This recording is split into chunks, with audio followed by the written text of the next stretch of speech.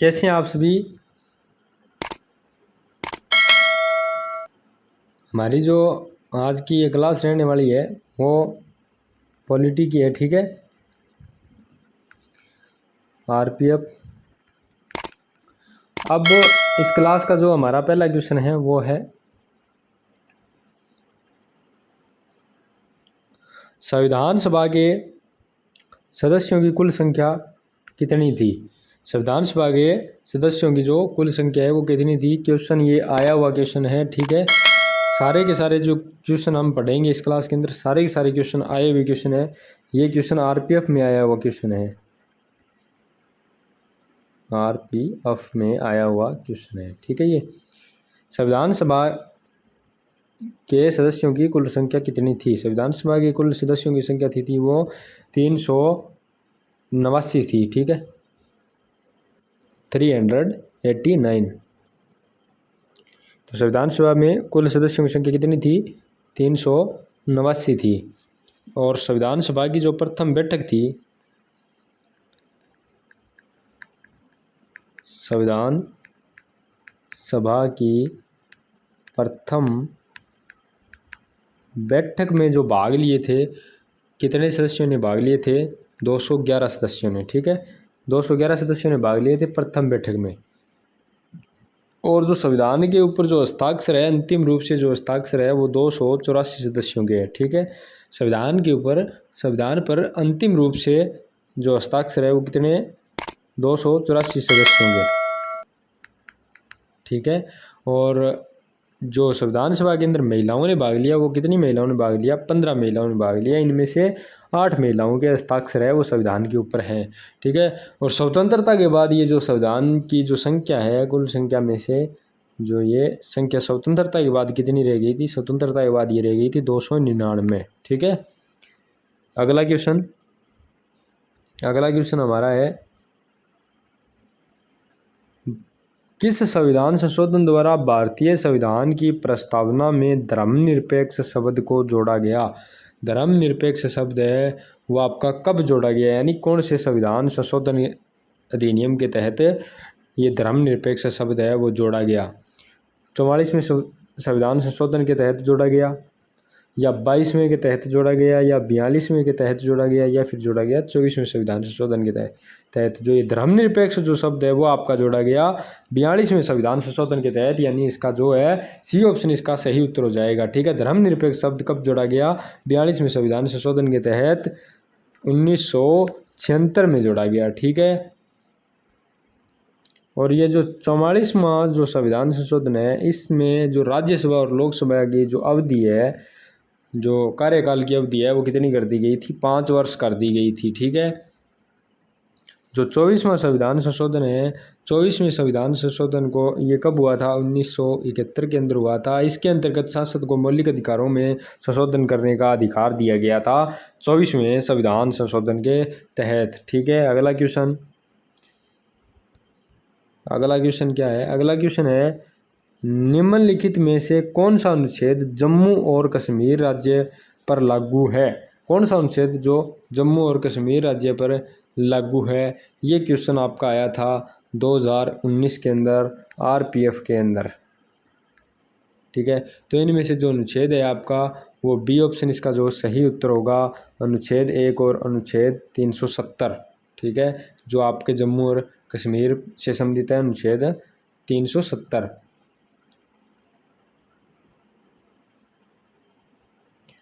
अगला क्वेश्चन है,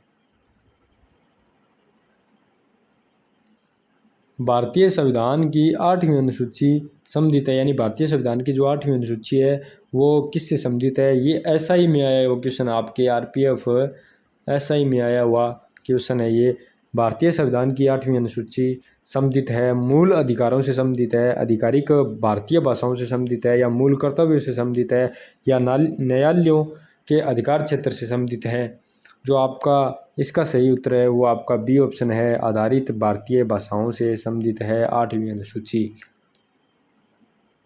जो 8वीं अनुसूची है उसमें आपके भाषाओं का उल्लेख मिलता है। भारत के अंदर भारतीय संविधान में जो 22 है वो आधिकारिक भाषाएं कितनी है? 22 भाषाएं हैं। ठीक है, भारतीय संविधान के अंदर जो मूल अधिकार है, ये मूल अधिकारों का जो प्रावधान है वो भाग 3 में है। मूल अधिकारों का प्रावधान कहाँ है? भाग 3 के अंदर है। और मूल कर्तव्यों का जो है वो आपके भाग 4 क के अंदर है। ठीक है, भाग 4 क के अंदर है। ठीक है, अगला क्वेश्चन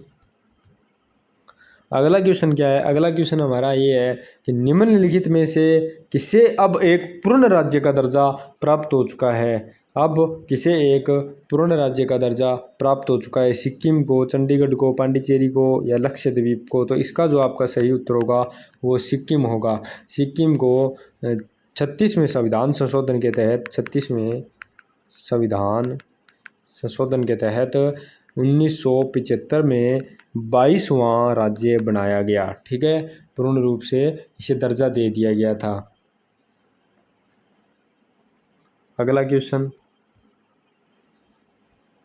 व्यापार वाणिज्य और भारत के क्षेत्र भीतर गमन आगमन का वर्णन संविधान के किस भाग के अंतर्गत दिया गया है? भाग 4 में, 14 में, 11 में, 13 में? तो इसका जो आपका सही उत्तर होगा वो आपका डी ऑप्शन इसका सही आंसर होगा। भाग 13 में इसका जो है वर्णन मिलता है। ठीक है, भाग 4 की अगर हम बात करें तो भाग 4 के अंदर नीति निर्देशक तत्वों का प्रावधान किया गया है। और अगर हम बात करें भाग 14 की, भाग 14 में संघ और राज्यों के अधीन सेवाओं का उल्लेख मिलता है। और अगर हम बात करें भाग 11 की, तो भाग 11 के अंदर संघ और राज्यों के बीच जो संबंध की व्याख्या की गई है। ठीक है, अगला क्वेश्चन हमारा क्या है? अगला क्वेश्चन ये है कि स्वतंत्र भारत के प्रथम विदेश मंत्री कौन थे? प्रथम विदेश मंत्री कौन थे स्वतंत्र भारत के? बलदेव सिंह थे, वीवी गिरी थे, जवाहरलाल नेहरू थे, डॉक्टर सर्वपल्ली राधाकृष्णन थे। तो इसका जो सही उत्तर आपका होगा वो सी ऑप्शन इसका सही आंसर होगा। जवाहरलाल नेहरू जो प्रथम विदेश मंत्री थे स्वतंत्र भारत के वो थे जवाहरलाल नेहरू।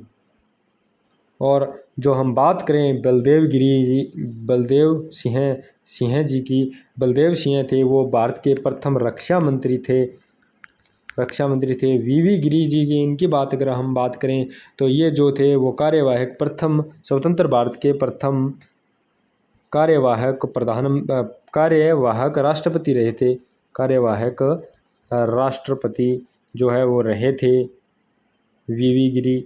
और अगर हम बात करें सर्वपल्ली राधाकृष्णन की, तो ये जो थे वो भारत के प्रथम स्वतंत्र भारत के उपराष्ट्रपति रहे थे। ठीक है, अगला क्वेश्चन क्या है? भारतीय संविधान में वर्तमान में कितनी अनुसूचियां हैं? तो भारतीय संविधान के अंदर जो वर्तमान में अनुसूचियां हैं वो आपकी 12 अनुसूचियां हैं। ठीक है, 12 अनुसूचियां और 25 भाग हैं। 25 भाग हैं वर्तमान भारत के अंदर। 12 अनुसूचियां और 25 भाग है और 470 अनुच्छेद हैं वर्तमान संविधान के अंदर। ठीक है, और जब मूल संविधान की अगर हम बात करें तो मूल संविधान के अंदर जो आपकी अनुसूचियां थी वो 8 ही थी। मूल संविधान के अंदर 8 अनुसूचियां थी। अब 4 अनुसूचियां इसमें और जोड़ी गई है। ठीक है, तो अब कुल मिलाकर 12 अनुसूचियां हैं। मूल संविधान के अंदर कितनी अनुसूचियां थी? 8 थी। ठीक है, ये क्वेश्चन आपका आया हुआ क्वेश्चन है। अगला क्वेश्चन क्या है? लोकसभा के अध्यक्ष को अपना इस्तीफा पत्र किसको भेजना होगा? अगर लोकसभा का जो अध्यक्ष है वो अपना इस्तीफा पत्र देता है तो वो किसको देगा? तो लोकसभा अध्यक्ष से अपना इस्तीफा देगा वो देगा लोकसभा के उपाध्यक्ष को। तो आपका सी ऑप्शन इसका जो है सही आंसर होगा। अगला क्वेश्चन क्या है? किस केंद्र शासित प्रदेश पुडुचेरी के अंदर कितनी लोकसभा संसदीय निर्वाचित सीटें हैं? तो पुडुचेरी के अंदर जो सीटें हैं वो आपकी है 1 सीट है। बी ऑप्शन आपका इसका सही उत्तर हो जाता है। ठीक है, आज की क्लास में इतना ही, मिलते हैं अगली क्लास के अंदर। ठीक है, ये जो सारे क्वेश्चन है वो आए हुए क्वेश्चन है। ये क्वेश्चन भी आपका आया हुआ है। ये क्वेश्चन है वो आपकी RPF SI में आया हुआ क्वेश्चन है 2019 के अंदर। ठीक है।